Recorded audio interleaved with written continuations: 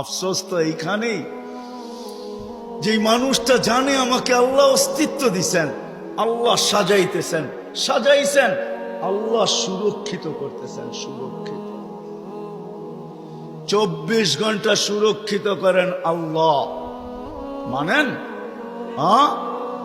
এক শ্বাস নেওয়ার ক্ষমতা নাই আপনার। আনতুমুল ফুকারা, আল্লাহ বলে তুই মুখাপেক্ষী, এক শ্বাস নেওয়ার ক্ষমতা তোর নাই। আপনি ভাবছেন কন্ট্রোল রুম নাই?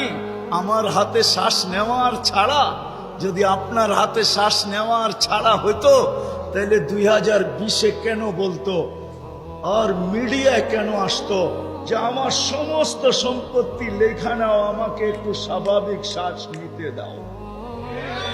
নাই মিডিয়ায়, নাম বলবো না, মিডিয়ায় নাই। মিডিয়া উঠে দেখেন ভেন্টিলেটর কেন তৈরি হইতো। হায় হায় হায়,